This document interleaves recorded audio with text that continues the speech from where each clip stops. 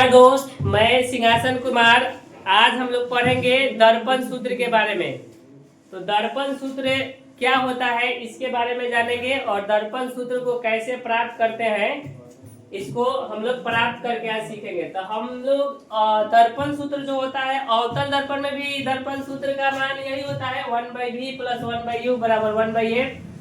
और उत्तल दर्पण में भी दर्पण सूत्र कोई पूछेगा तो यही बोलेंगे 1/v + 1/u = 1/a। तो हम लोग लिखे हैं अवतल दर्पण में दर्पण सूत्र प्राप्त करना 1/v + 1/u = 1/a को। तो सबसे पहले एक अवतल दर्पण बनाए हैं। इस बिंदु को हम लोग ध्रुव बोलते हैं, इसको फोकस बोलते हैं और इस बिंदु को बोलते हैं वक्रता केंद्र। तो अवतल दर्पण में हम लोग वस्तु को रखे हैं जिसका नाम है AB। AB एक वस्तु है और ये वक्रता केंद्र और अनंत के बीच है। और यहाँ से दो किरण गुजारे हैं, एक दर्पण पर भेजे हैं और एक ध्रुव पर भेजे हैं। दर्पण पे जब प्रकाश की किरण पड़ेगी तो ये फोकस से होकर गुजरेगी और ध्रुव पर जो किरण पड़ी है वह ये कोण जितना है उतना ही कोण बना के यहाँ से गुजरेगी और दोनों परावर्तित किरण जहाँ मिलती है वहीं पे वस्तु का प्रतिबिंब बनता है। तो यहाँ वस्तु का प्रतिबिंब बन गया वक्रता केंद्र और फोकस के बीच। अब हम लोग देखेंगे दर्पण में कोई भी दूरी को मेजर करते हैं तो ध्रुव से करते हैं, जिसको हम लोग कहते हैं पोल, इंग्लिश में इसको P से सूचित किया जाता है। तो P से लेके A तक हम लोग रखे हैं वस्तु। तो वस्तु दूरी हो गया हमारा P से लेके A तक। अब वस्तु दूरी को U लिखते हैं। सेम इसी के जैसा इसका फोटो बन गया A' पर। तो P से लेके A' ये प्रतिबिंब दूरी है। अब प्रतिबिंब दूरी को हम लोग लिखते हैं V। और फोकस दूरी P से लेके F तक के बीच के दूरी को फोकस दूरी कहते हैं और इसको सूचित करते हैं F से।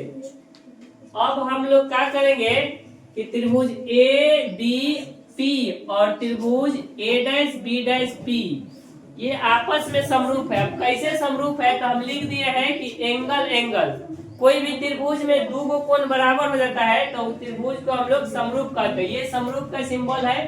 तो देखिए इसका कोण ये हो जाता है 90 डिग्री। यहाँ पे आते हैं A'B' में तो ये हो जाता है 90 डिग्री। और हम लोग पढ़े हैं प्रकाश के परावर्तन के नियम से ये आपतन कोण और ये परावर्तन कोण ये दोनों आपस में बराबर है, इसलिए ये दोनों त्रिभुज समरूप हो गया। त्रिभुज समरूप हो जाता है तो इसके संगत भुजा जो कोण बराबर है उसके सामने के भुजा का अनुपात बराबर होता है। तो देखिए ये कोण I है और ये R है, ये दोनों आपस में बराबर है। तो I के सामने चलिए AB और R के सामने चलिए A'B'। इसलिए हम लिख दिए हैं कि AB बटा A'B' बराबर होगा शेष बचा कोण ये और इसमें बचा ये कोण। तो इसके सामने के भुजा 12 त्रिभुज में P से लेके A तक तो PA लिख दिए और इसमें इसके सामने के भुजा P से लेके A' तक तो बट्टा में हो जाएगा PA'। तो इसको कह दिए समीकरण 1। सेम इसी के जैसा त्रिभुज लिए हैं हम DMF और त्रिभुज A'B'। ये भी आपस में समरूप है। कैसे तो इसका कोण 90 और ये कोण पूरा 90 और ये आमने सामने के कोण। तो कोई भी त्रिभुज में दो कोण बराबर हो जाएगा तो उसके सामने के भुजा का अनुपात भी बराबर होगा और त्रिभुज भी हो जाएगा समरूप। तो इसके सामने के भुजा हो जाएगा DM। तो लिख दिए हैं हम लोग यहाँ पे DM और इसके सामने के भुजा A'B'। शेष कोण बचा ये वाला कोण। तो इसके सामने का भुजा हो जाएगा M से लेके F तक तो MF लिख दिए और इसके सामने के भुजा A' से लेके F तक तो A'F। तो जो कोण बराबर होता है उसके सामने के भुजा का अनुपात भी बराबर होता है। एक छोटा सा बात लिखे हैं कि बिंदु M जो है ये बिंदु P के काफी निकट है। इस स्थिति में ये F से लेके M तक की दूरी और F से लेके P तक की दूरी आपस में होता है बराबर। तो M बिंदु P बिंदु के काफी निकट है।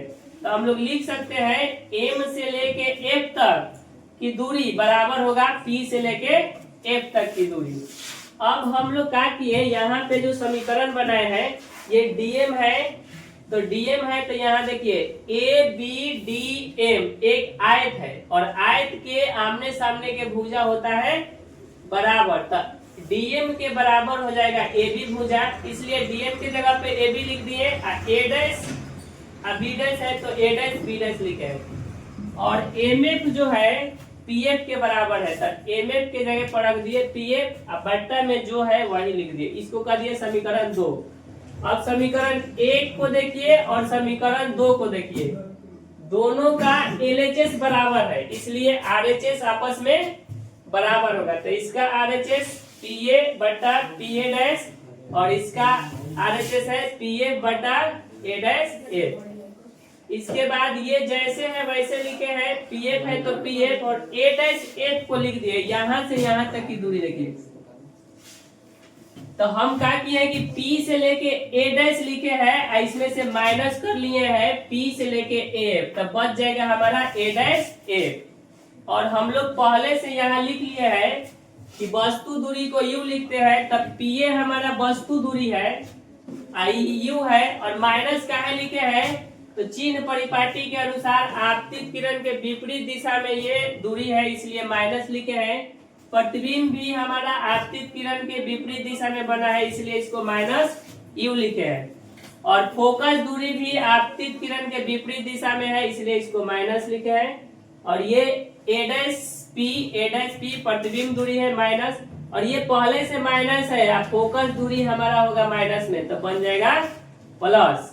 अब इसको हम लोग क्या करेंगे कि ये माइनस कैंसिल हो जाएगा, तब हमारा बचेगा यहाँ u बटा भी बराबर बच जाएगा, ये हो जाएगा माइनस रहेगा एफ छोटा एफ है अब माइनस भी रहेगा अब प्लस में एफ रहेगा। अब हम लोग करेंगे इसको तिर्यक गुना, तो इसको करते हैं तिर्यक गुना, तो u बटा भी है अब बराबर में है माइनस, बराबर में है हम लोग का माइनस एफ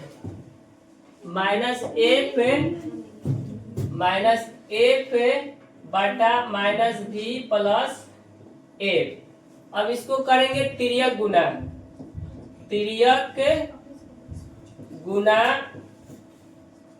करने पर तो ये हो जाएगा माइनस में यू भी और प्लस में हो जाएगा यू एफ बराबर में हो जाएगा माइनस में भी एफ। अब क्या करेंगे कि दोनों तरफ यू भी एफ से भाग दे देंगे, दोनों तरफ यू भी एफ से भाग देने पर तो माइनस यू भी में भाग देंगे यू भी एफ से, प्लस यू एफ में भाग देंगे यू भी एफ से बराबर माइनस भी एफ में भाग देंगे यू भी एफ से।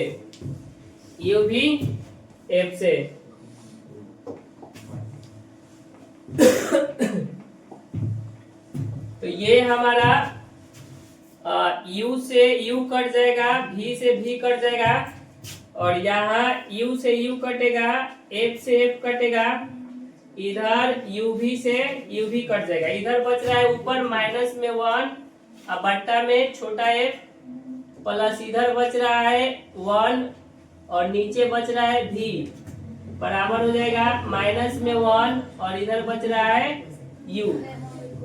अब हम लोग क्या करेंगे, ये इधर माइनस है इधर आएगा तो प्लस हो जाएगा, ये इधर माइनस है उधर भेजेंगे तो प्लस हो जाएगा, तो यहाँ से हो जाएगा 1/v, इसको इधर लेते हैं तो प्लस 1/u, इसको उधर भेजते हैं तो बराबर में हो जाएगा 1/a। तो दर्पण सूत्र, कोई भी दर्पण हो और पूछा जाए दर्पण सूत्र क्या होता है तो हम लोग इसी को बोलते हैं दर्पण सूत्र। दर्पण सूत्र प्रमाणित। तो गोलीय दर्पण में अगर पूछता है कोई दर्पण सूत्र बताइए तो बोलेंगे 1/v + 1/u = 1/f।